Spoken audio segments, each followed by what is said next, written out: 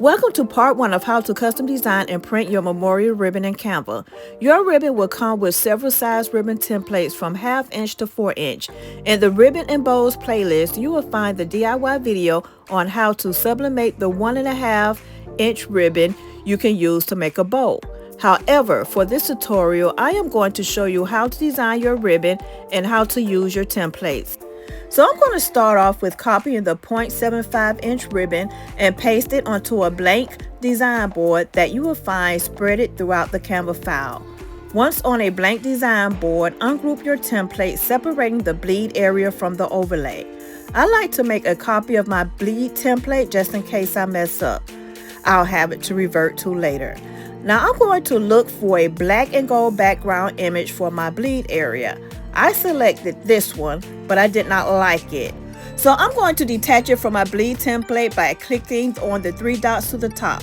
Now you will have to scroll down. Some people say this is scrolling up, but I say down. Please let me know in the description box whether or not it's up or down. Anyways, where it says detach image, click on it, and that is how you would be able to detach the image from your bleed area and then delete. I just decided to color my bleed area black to save time. To begin designing, I am going to place my overlay on top to make sure everything I want displayed on my ribbon is properly placed. With the overlay, you can turn the transparency up or down to be able to see your design. After I set my transparency, I am going to group the overlay and bleed template and flip it to start adding my images. I am going to remove the background from my image and align it in the middle of the overlay. I am going to do the same thing with the rest of my images. At any time you see the image is trying to replace the bleed area image, be sure to lock the bleed area, and this will prevent your image from taking over the background. Now that I'm finished adding my images, I am going to group everything together by selecting multiple group, and now it's ready for me to flip it horizontally to start adding my text.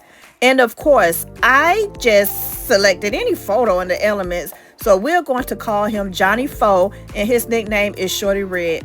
It is suggested to have bold letters so that your background ribbon color, once heated, don't blend into your text. So after I'm finished with the text, I am going to place it on the ribbon tail, but do not put it too close to the end because we are going to have to snip the ribbon, and we don't want to snip the ribbon too far that we cut off the date. Make sure you turn the text the right way because later I had to turn the image the other way just for it to show up right on the ribbon. Later I turned the text yellow because what sense was it making to have the text black when the ribbon was black? After I finished applying my text, I am going to get it ready for print by removing and deleting the overlay. I'm going to group the background images and text as one and start duplicating the ribbon 8 times. But instead of printing all 8 pieces, I decided that I want to make a lapel pin to display on my ribbon just to show you another way you can personalize your memorial ribbon. So what I have decided to do is go to elements and select the round frame in order for me to make a 1-inch button to place an image inside. To make sure your round frame is 1 inch, go to layers and advanced, and there you will be able to change the shape of your circle. Now I'm going to add my images inside the center of the circle and duplicate it at least 8 times. Now that everything is looking good, I am ready to print by going to Share, PDF, Print, Flatten PDF, and select Page Tool. Here I'm using the Epson 2803 that I turned into a sublimation printer. I'm going to make sure I'm on Best Print. Then I'm going to flip my image horizontally and press Print. So now, if you want to see part 2 on how I actually sublimated and put my memorial bows together, don't forget to grab the template from my website.